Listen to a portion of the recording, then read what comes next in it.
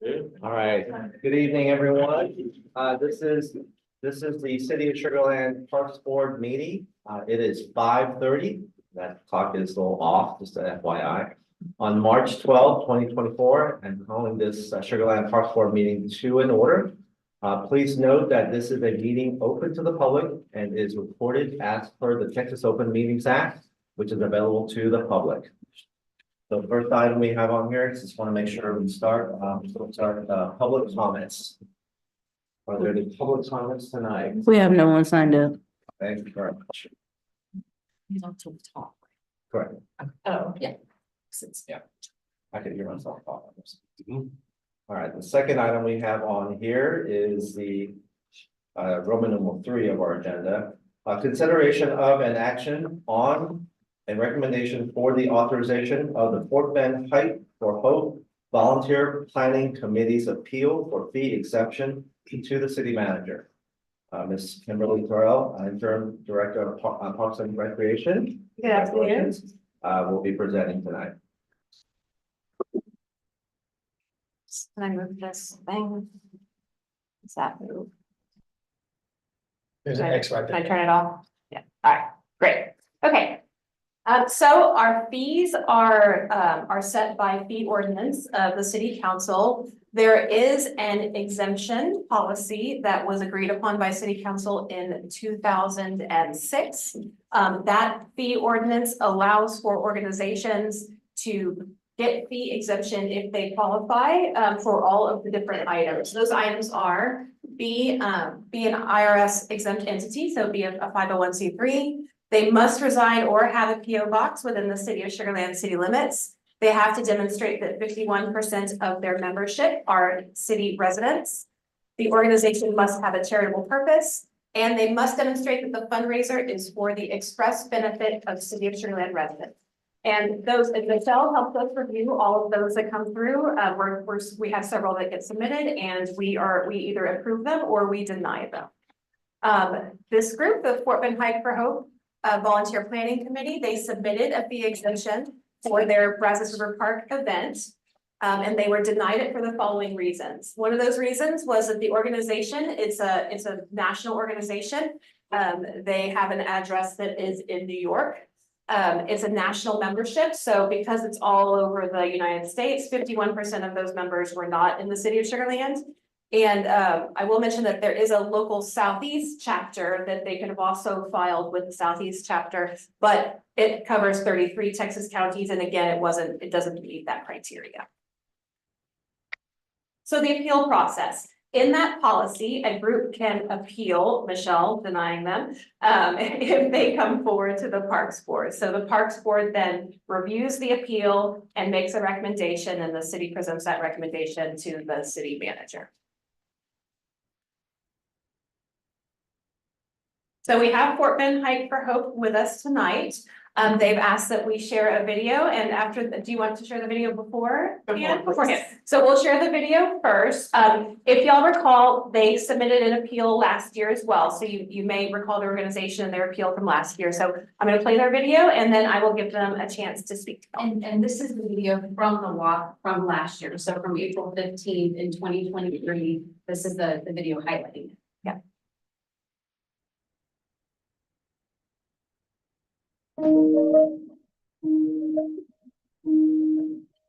Ryan, I'm one from my KLAE. This is the cause that touches my heart and is also relative to myself within the last month of this terrible thing.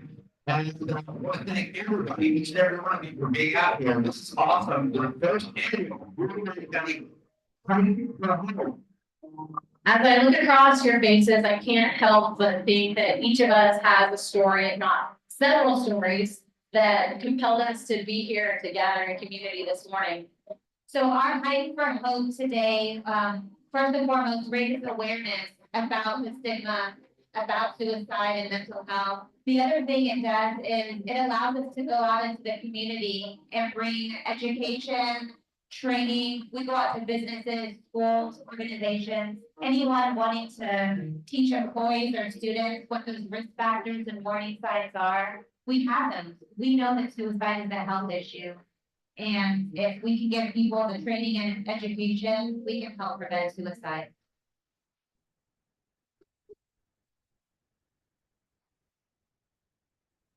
Everybody that is helping us show up at meetings every month, they got this whole thing put on. It's a different kind of success, that's taking place right now. Because, and we didn't know how generous Corbin would be. We kind of thought that we would have a couple of hundred people, and they put our goal at $10,000, which is great if we reach that, right? $10,000 is amazing. This morning before 8 o'clock, guys, because of all, we hit $50,000.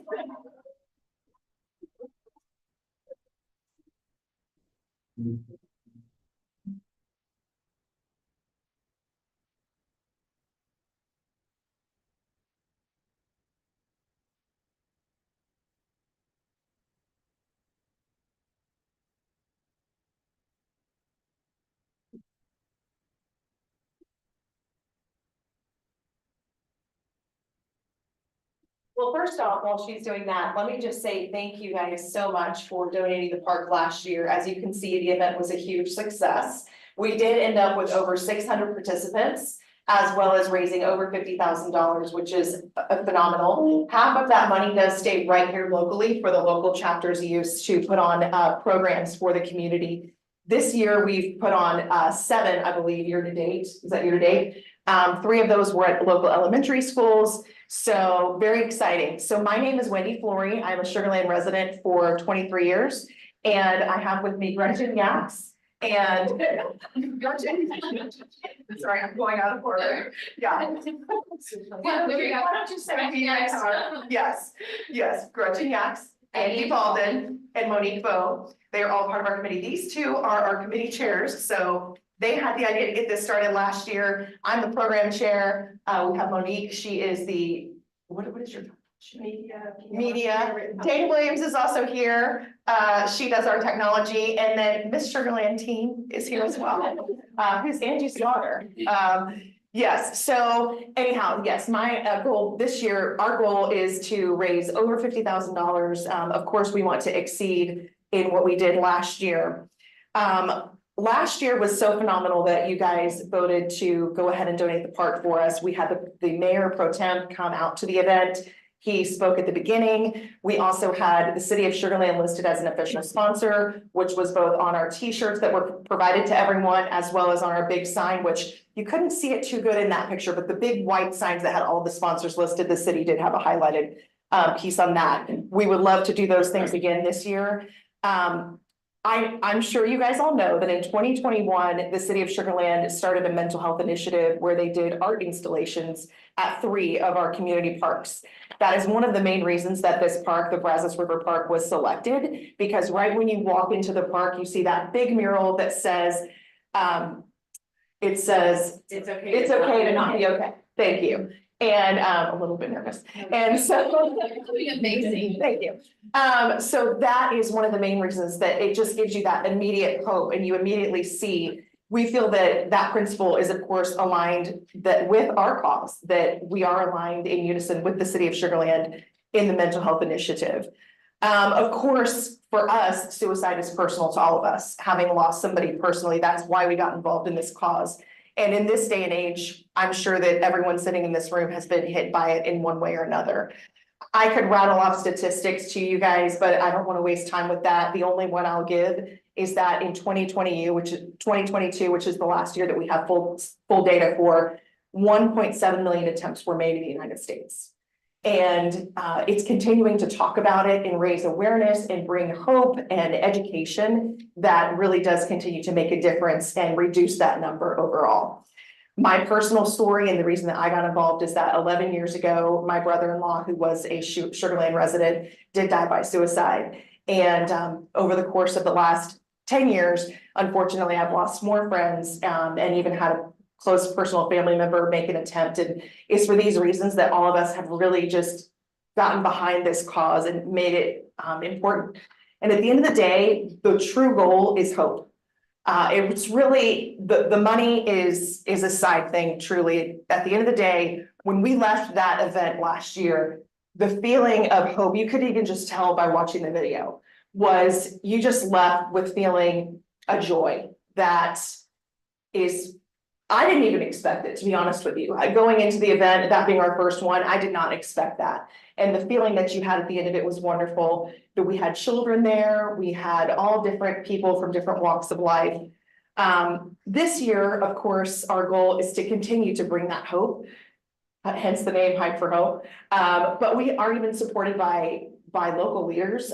Councilman William Ferguson is one of our supporters this year. He is one of our actual sponsors. We also have Judge Christian Becerra. We are going to be having the same MC this year, which is Ryan Chase from Rilla and Ryan on 104.1 KRBE. We're going to have the Houston Dynamo there. And then reporter Elisa Rivas has been one of our supporters as well. And she's put several spots on ABC 13. So yeah, at the end of the day, we just appeal to you guys and ask you again, if you would please give us the donation of the park, as we know that this is something that is very important to our city, our community, our neighborhoods, and everyone. Thank you. Any questions? Any questions or comments from anyone? No? Comments, I think it's a wonderful thing that you're doing. You know, I teach high school and have for 51 years, and it breaks my heart, as it does everyone, every family member, the person involved, when a person feels so hopeless that they take their life. So thank you. Thank you. And so the fee exemptions are good for 1 year, and that's why they're back again. So fee exemptions are only good for a year, so that's why they're appealing again to you. And I just, last time y'all had a couple of questions in regards to the rental amount. The rental amount is $1,225 for the rental, and then $1,469 for the deposit. We do still require the deposit for all of our groups, and of course, if they're returning everything as it was, and they get the deposit back. But just want to mention, which we did wish. Yes, yes, they did. They were good renters last year, they were good renters, and they didn't mess up anything, so we're able to give them their deposit back. I think we were among the first to use the space, right? We were the very first. Yeah. I was about to say, because I'm about to say, I didn't even know if I finished the pavilion by then, but I guess I just. It was fairly. Meeting, your kid was on that play. Yes. In the. That's right. In the nerd show. I remember that. Yeah. The Yeah, room. so we literally just opened it like that weekend. Yeah. Okay, cool. I'm glad y'all could use it. Yes, it's a, we are amazing in parks. I mean, I can't wait to be there in 10 years. The trees will be grown bigger. Yeah, Yeah. it's great. And Yeah. also in y'all's discussion last time, which was part of the reason that you approved the exemption, was that they weren't charging anything for to participate. Everything was donations. That's still the same. It's free, completely free. Free to walk, free to form a team. Awesome. All that is free. Yeah, I do remember that conversation and the questions, it's charging for fees is different prospectively versus donation. So y'all are putting in really potentially for free. So that was to me was important item. For me, one of the biggest things that would like kick me is if somebody didn't hear about it, or I didn't feel they could afford to come. It's like everybody needs to heal. And, you know, like Wendy said, it really is a day of hope, and I don't know how we pull it off, but we do. And it's, the feeling is just, it's a very hopeful day. Any other? Oh, One quick question. I know you mentioned half of it goes to the local chapters, and where does the other half go?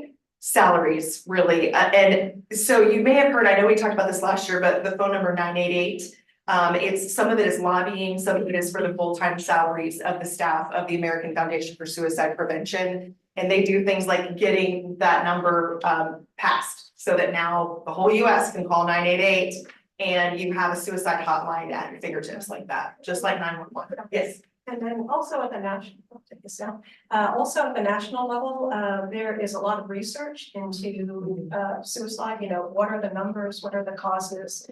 And then AFSP as a national organization also funds research, you know, academic research to learn more about suicide and what can be done to prevent it. What are the signs? So it's not just administrative salaries. It's used to further the knowledge about suicide and how it can be prevented. Oh, one more thing, I said I wasn't gonna say it's a statistic, but one thing that I did know is that 94% of adults believe that suicide is preventable. And it's through things like this that we can get there. One of the other things that the national piece of it does is it provides funds so that they can create programs, and those programs are readily available to anybody in the community. So if you are a leader in a faith organization or a scouting troop or anything like that, your workplace, you can invite them to come in and give these programs. They have programs that are designed for different groups of people. Workplaces, they've got programs designed for LGBT people, they've got programs designed for different racial groups. And so that's just something to be aware of, that it's completely free and readily available. Real quick, what date is that, event? April 13th, Saturday morning, April 13th. 9 to 11, we hope you guys will all come. Yes. We brought you postcards too. Right before the Latin Fest, I think is. Yeah. Comments or Well, questions? no, I'd like to make a motion. Okay, before we do, can I Sure. make sure we don't have any other questions? Final questions? No? Then Joan? I'd like to make a motion that we extend the, what is it called? Fee Exception fee. The exemption, thank you. Again, I'll Thank second you. to this great group. Joan and Kelly. So I guess we'll go ahead and take a vote on the exemption for the fee for this group here. All four, just raise your hand. Well, that's unanimous decision there. So thank you so much. I think it's wonderful. We're doing this for y'all as best as possible, and hopefully the monies will help support the local areas as well as national, which in turn helps everyone else out. Thank you so much for the Thank you recommendation. so We would much. love to have you guys there, and if you guys wanna set up a table even or something, let us know. Free. Yeah. Thank you. Thank you guys. Thank you so much.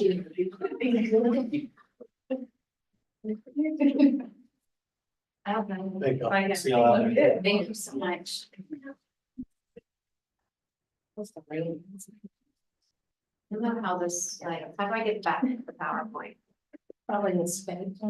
It was, we're gonna go there. We're gonna gotta go upstairs. Thank you guys so much. Thank you. Thank you guys. I screwed something up. Okay, I got it. Thank you. Thank you guys. Thank you. I'm smarter than the PowerPoint. So it's not like I'm so loud. You beat on it. Yeah.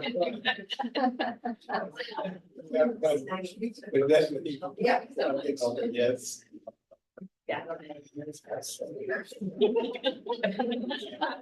excited. I think we made their day. I was about to say, it's like easy decision. Okay, so next item we have on the agenda is the workshop. The review of the discussion on the 2023 Citizen Satisfaction Survey for Parks and Recreation. And that will be presented by Michelle. Carol. Evening, everybody. Okay, so tonight I'm going to briefly review you on the city's 2023 Citizen Satisfaction Survey results in relation to Parks and Rec.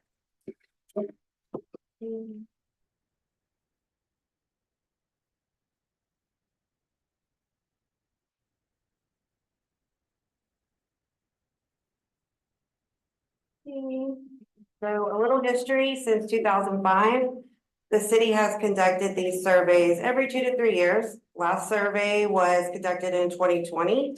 The mayor and city manager presented the results of the most recent 2023 of the state of the city on February 23rd. So the purpose of the survey is to objectively assess citizen satisfaction in regards to opinions and feedback from residents regarding programs and services. Information will be utilized to improve and expand existing programs and services and understanding future needs of residents. We're going to help determine priorities of the community as part of the city's ongoing planning process and compare previous resident surveys, providing a basis for comparison and trend analysis. So what did this survey look like? A 7-page survey was mailed to a random sample of households. They explained the purpose of the survey, Residents were encouraged to return the survey by mail or complete it online. Online survey participants were required to enter their home address to ensure inclusion only of responses from the random sample. Email reminders were sent to households to encourage participation. There was a goal of 500 completed surveys, which was exceeded with 544. The report includes an executive summary, charts, trend analysis, the benchmarking data, importance, satisfaction analysis, and the survey itself. So their survey respondents were a good representation of the or portrays a good representation of the city's respondents, which is just gender, age, ethnicity, and income. So today I'm only providing an overview of the Parks and Rec. At the end of the presentation, I'll show a link. The actual survey is pretty beefy. It's about 118 pages long. It talks about all city services like public safety, utilities. So I'm just gonna touch on the Parks and Rec part. So this graphic is about overall satisfaction with major categories of service. So I know it's probably kind of hard to see. So where the arrow is, it's quality of Parks and Rec program and facilities. So 86% are very satisfied or satisfied with quality of Parks and Rec programs and facilities. And then this graphic is an overall satisfaction with Parks and Rec. So the top 3 ranked are maintenance of parks, which is at 89%, quality of parks and facilities, which is 85%, and maintenance and appearance of community centers, which is 80%. And then this chart is 3 Parks and Rec services that residents think should receive the most emphasis over the next 2 years. The top 3 ranked were maintenance of parks, quality of parks, facilities, and walking, biking trails. But I will caveat this that the survey does not specify if walking and biking trails were within parks or just within the city. So if it's just within the city, it could be maintained by Public Works. So it doesn't really specify on that. So just wanted to call that part out. So this one is about yes, so this one's about importance of various reasons to live in the city of Sugar Land. So 91% felt availability of parks was either a very important or somewhat important reason to live in Sugar Land. So the next couple of slides are going to be Sugar Land versus Texas versus United States. So this one it's a major category of services, and so it's quality of Parks and Rec program facilities. So Sugar Land is at 86%, and then the US is at 49% and Texas is at 43%. So we scored way higher than the state and US on that. This is the same graphic, it's just shown a little bit differently, but it's still about quality of Parks and Rec programs and program facilities. And then this is the last part of the survey where it's the importance satisfaction rating. And so the first top 3 ratings was number 1, maintenance of city parks, number 2, quality of facilities at city parks, and number 3, number of walking and biking trails.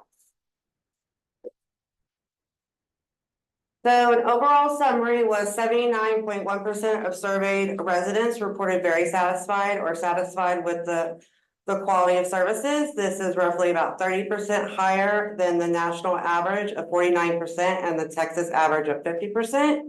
88.4% of surveyed residents indicated being very satisfied or satisfied with the overall quality of life in their community. City leaders were praised for ensuring high resident satisfaction with community services provided. 96.6% of residents believe Sugar Land is either an excellent or a good place to live, reflecting strong community sentiment. Additionally, 95% view it as an excellent or good place to raise children, and 91% can consider it an excellent or good place they are proud to call home. And then the park summary, we exceeded expectation in parks maintenance and quality of parks and community centers. There's a continued emphasis on opportunities for improvement, the ease of registration, registering for programs and adult athletic programs. And here is that link that I provided you. I can also email this to you guys if you like it. It's on the city website, but here's the QR code too. Any questions? Can we go back to, oh boy, the breakdown of within parks? Like how satisfied were people with different things? Okay. Overall satisfaction? Yes. Okay. I wanted to see what was the least. So We talked about the best, which is least awesome, but I wanted to see. the Senior least. citizen program. Interesting. I mean, it's not horrible. It's so it's 53%. That's their satisfaction. And so that's 53% for 2023. Compared to 2020, it was 55. And compared to 2017, it was 56. And then compared to 2015, it was 61. So it has come down a little bit. But yeah, that was the lowest, was senior citizen program.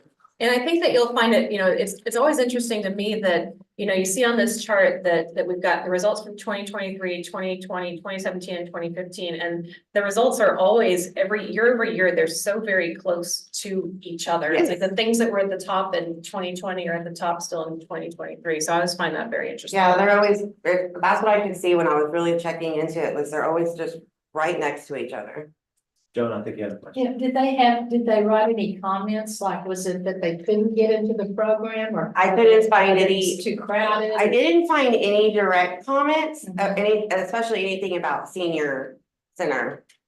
So Was there an average age requested in terms of information? I don't have the specifics on that, and I really searched it up. That's why when I went through the demographics, it says they randomly selected. And they said that I got the idea that they purposely tried to pick a variety with a good percentage of every age. There is now I remember, there is a pie chart in there in the first couple of pages in the main one, where it looked like it was evenly divided with age groups. So I wonder if there's a younger crowd that didn't know about the senior centers would actually score lower compared to a senior level that uses the facility. Right. Curious on that. That's a good question. Yeah. But there was, if I remember correctly, and you guys would see if you check it out on the website, it's about an even number of every age group.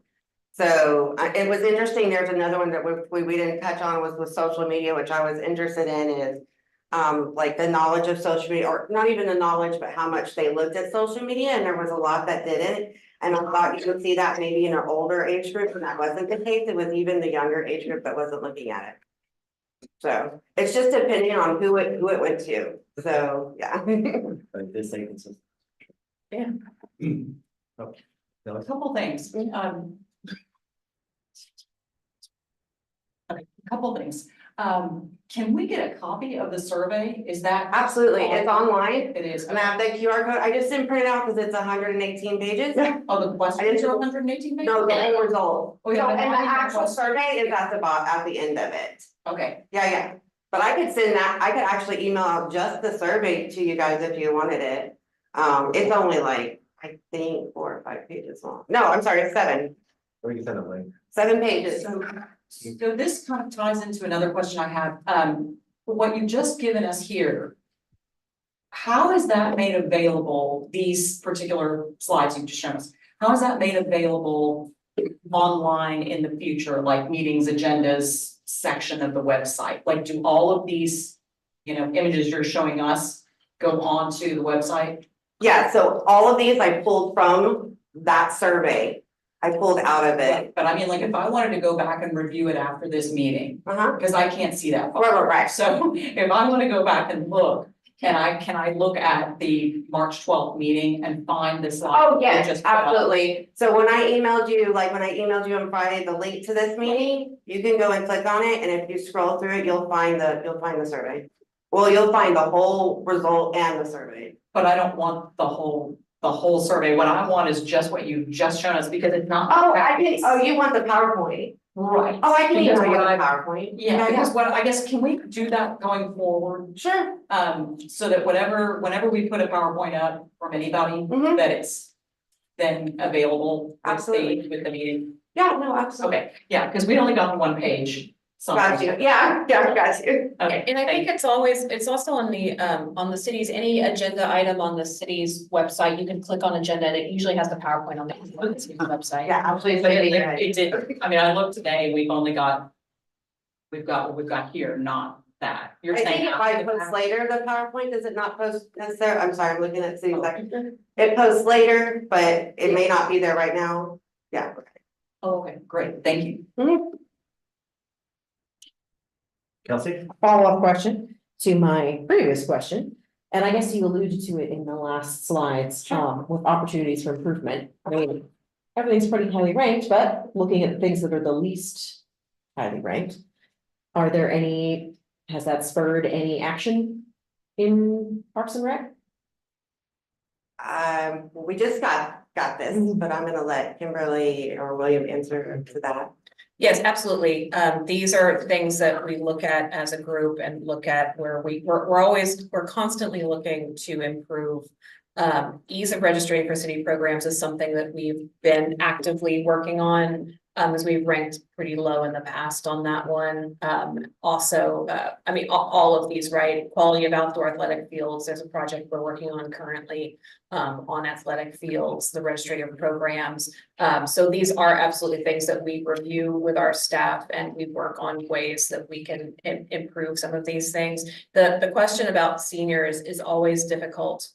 Because if you're given a broad survey, you know, most of the people that get the survey won't go to the senior center. So some of those things, you know, you're only going to know and answer really well on things that you're actively doing or involved with. So you may have not tried to register for a city program. So I'm not sure how you would, maybe how you would answer that question, but we're absolutely working on these things as a group.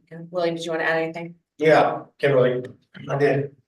So just like what Kimberly said, sometimes it's not something, we just got the survey like about a month ago. So it's not that we've done a whole lot in a month. But like Kimberly said, we've shared with staff, we're brainstorming on ways we can improve. But also to me, maintenance of city parks might have ranked high again, but it's still something that we continue to strive and press to the staff to continue that maintenance because we don't want to see it drop either, right? And so quality of facilities, same thing, number one, bike and walking trails, all this has been related to Phone Lynn. We've had a couple of assistant director meetings on where the guy that did the survey, the company that did the survey, the director, talked to me and Kimberly for an hour in our assistant director meeting about the survey and about how we did as a whole and where we need to improve as a whole. And because right now, all assistant directors, all departments are wanting to work together towards one goal. So we're actually all taking this survey very, very serious. And I believe they also did it in the directors meeting too, as well. Kimberly's saying, yes, they did. So we're not taking anything for granted. We're definitely looking at ways to improve, but I'll give you an example.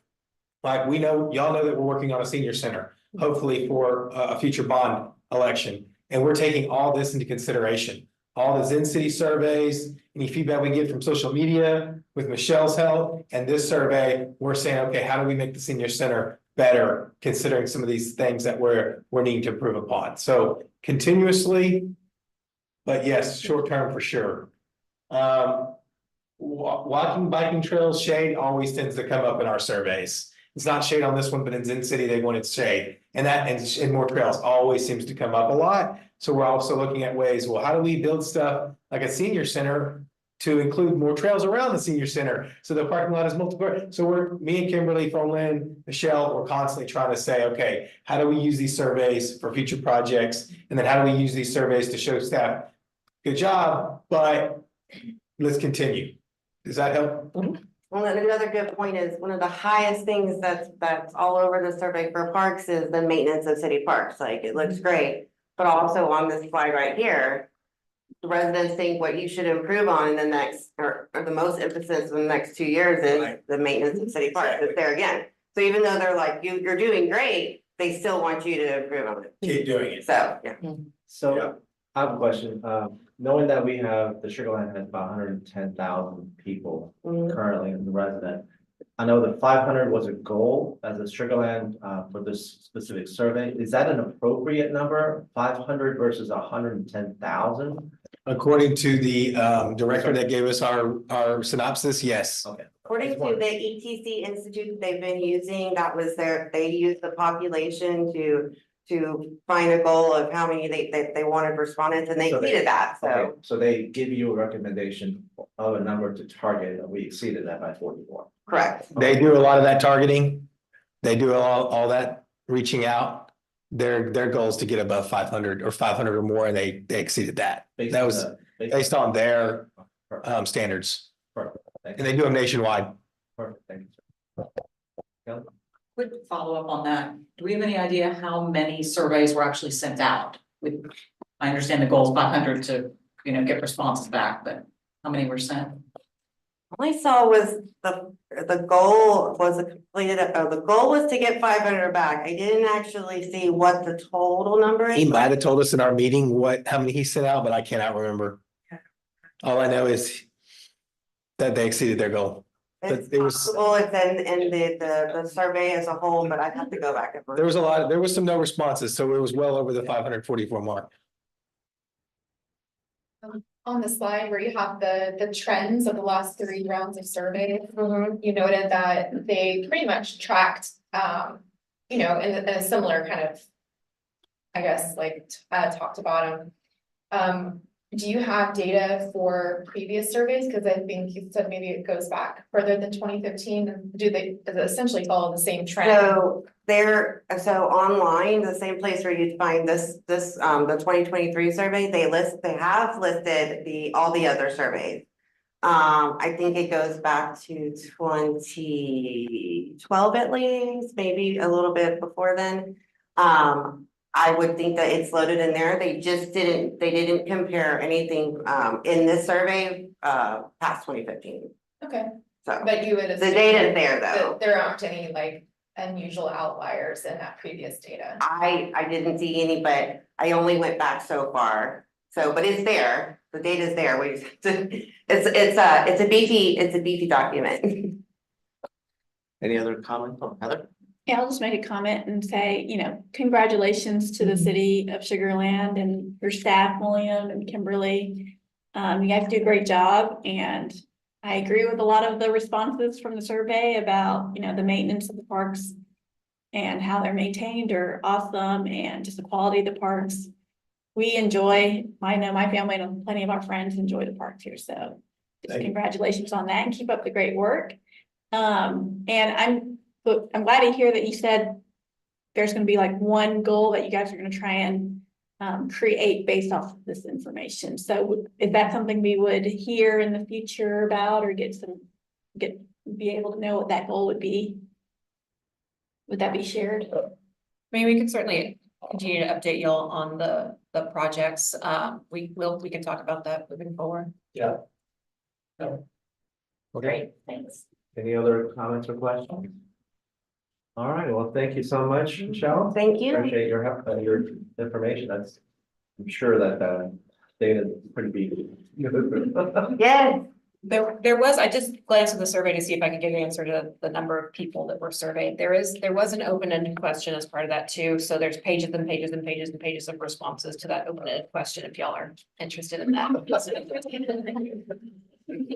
I always find that part interesting. All right, next item we have on the agenda is the director's report. So the parks topic, upcoming events and recap of February. It's Kimberly Thoreau, interim director at Parks and Rec, will be presenting. Somebody in the process X this out. Yeah, all right, okay. So last week on March 6th, we had the ribbon cutting of Cullinan Park. This is our phase 2. We opened many more miles of trails. We opened many parking spaces. If y'all have been there in the past, you know that parking has always been an issue as the park continues to, the trends are always going up. We get more and more people that find out about the park, are interested in the park. We've got no place to park them. So we've alleviated some of those things by adding the parking and then added more trails. And this is sort of an entry that you'll see that's next to one of the parking areas that leads into some of the those trails. And Feng Lin, in the picture, she's been very, very, very engaged and involved with this project as project manager. So we're happy to recognize her as being just a crucial part of this project. Pump track trade structure, and I know that, William, we should have gotten a more updated picture from you because now we've got the slab poured here and we've got the picnic tables in. This is adjacent to our pump track and it provides much needed shade. This pavilion will also be added to our inventory of rentable pavilions. So if you want to have a party over the pump track, you can rent the shade structure there and have those activities available for your folks for your kid's birthday party. Just in time for Kite Fest. Just in time. Okay. Can I just interrupt real quick? Do you guys have a sign, for example, on the structure that says you can rent this area? We put those on our shade structures. We haven't, this is like brand new, so we haven't added. But I mean, it will have something like that. Yeah. Okay. Yeah, we have a QR code that leads straight to our reservation software, so you can see, because it not only helps you reserve it, but it also helps you to see if there's a reservation coming up.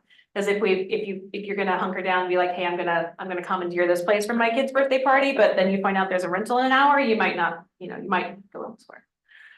Oyster Creek Park restroom update. William and his team have been working really, really hard to a much needed update for the Oyster Creek Park restroom. We had been getting some complaints here recently that it really needed a refresh and an upgrade. So it's got completely new innards in there. It's got new paint and new floor and new, fixtures and new everything in there. So it looks kind of the same on the outside, but I guarantee you walk in there, it's a completely new building. Our Sugar Gala, this is our daddy-daughter dance that we hold every year. It had an underwater sea theme this year, so that's why the octopus and all of that. It was sold out as always. We had to pivot a little bit. So if you've been to the Sugar Gala, it's very much, a formal event and there's a red carpet and the kids and family walk up to the red carpet and they take their pictures in front of the step and repeat in front of the thing and then, and walk inside of all that. But it was so cold and windy that day that we pivoted and we moved all of that inside and everybody was very, very, very grateful. But it was a fantastic event. It was a lot of fun. We completely transformed the gym. It's crazy. Little League opening days. A couple of weeks ago, we had our Little League, our First Colony Little League and our Sugarland Little League opening days. On the same day, we gotta go to one and scramble to the other, but you can see it was a beautiful day. All the kids' parents were out there. It was really great. And then the next weekend we had the girls softball opening day. So they are, spring season ball is kicking. Just some of the things that are happening over the T.E. Harmon Center. Our T.E. Harmon Center staff, they come up with new and different things every single month. I'm always amazed by the creativity over there and the ways that they're continuing to engage their members over there. They have a Chinese dance class. You can see the fans, they had a lot of fun. I almost joined it. They also, last week, they had for the first time a comedy show and it just had overwhelming participation. They had, you can see these ladies enjoying some drinks. We had a cash bar there. We had a few comedians. It was in the middle of the day, but it's, it's fine. But it was a full house. We had, after all of these events, we send out surveys because we want to make sure that we're always continuing to improve and especially for first time things like this, we want to see what do we do right, what do we do wrong, what do we do to improve. Just overwhelming positive responses on this one. So we'll probably do it again. We'll try anything once, right? But it was very well received. Upcoming events, and I know that you cannot see this very well at all. Michelle, can we send this calendar out? Thank you. We have a lot of things going on. Our next thing is Saturday, March 23rd. Is the International Art and Kite Festival. Do I have a slide for that yet? International Art and Kite Festival, and then Chess Fest closely after that. But we've got at least one thing every single month, and the list always seems to grow and expand. But we'll get that calendar to you. It's also available on our website. But yeah, we've got the Art and Kite Festival coming up here in just a week and a half. It's quickly approaching. Please join. I know I sent out, requesting if you wanted to be a judge, but please also come if you'd like to attend. Yeah. And then I know that there's a lot more than that on that list, but if you have any questions. Are we doing Earth Day? So the Parks Department aren't the ones that typically plan Earth Day. It's usually about the Public Works group, but we are partnering with them on our event that is Party at the Plaza, which is Thursday, April 18th. We are partnering with that group on that to have that as an Earth Day themed event. I know it's a little bit earlier than Earth Day, but it's on April 18th at the Plaza. Any other questions or comments?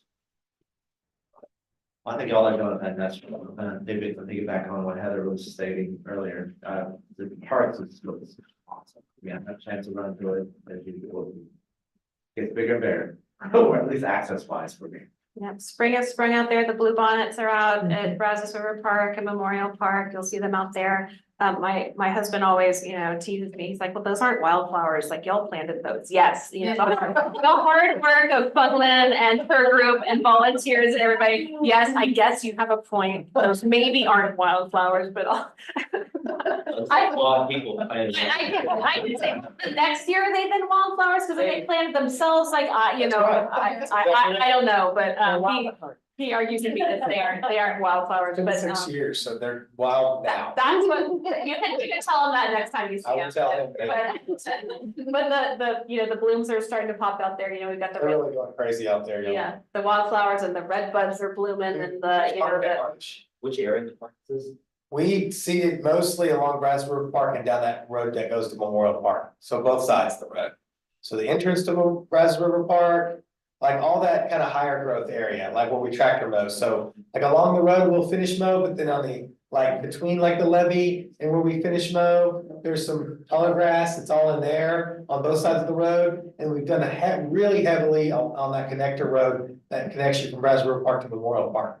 So just take a drive from Memorial Park to Brazos or back and forth, and you'll see them. They're there. There's a big patch, if you're at the disc golf course, kind of by the new art bench with the flowers over at Brazos River Park, there's kind of there's a ditch right there. Alongside that ditch, there's quite a nice couple of big patches right there, if you're looking for some big patches.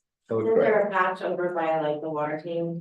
Yeah, there's, Yeah. patch over by the water tower too. That was my volunteer group that did that. It's always so nice to fit in. Well, the spring is surely coming nicely for sure. It has. Yeah, so that's. I would say I have one more sort of unrelated question. Y'all mentioned the bond. Are you still planning to do that? Because that. So there's still discussion on what's going to be in the bond. We haven't set that for sure at this point. So bond discussions are still proceeding, but I couldn't tell you what's in it right now. So is the senior center architect still proceeding with their plans? Yes, we're still working with the architect. So regardless of whether the project's going to be in the bond or not, we're going to continue with the project. So can we get an update on that anytime soon? We don't really have an update for you just yet. We've put things on pause a little bit while we're going through the bond discussions. So once we figured where that's going to land, then we're going to proceed from there. So it's sort of on a soft pause right now. So we don't really have anything to update you from last time. But when we do move forward, we'll come to y'all. Thank you. Anything else? Last final thoughts, comments? All right. With that said, I'll take a motion to adjourn. Motion. Heather, can I get a second? Second. All right. That being said, we are concluded for the evening. Thank you so much for the presentation, everyone. Good seeing everybody. That was cool, right? Yeah. It's like for all the greenery to come to life. Pecan trees, don't they tell you when it's Wednesday? They're like, they're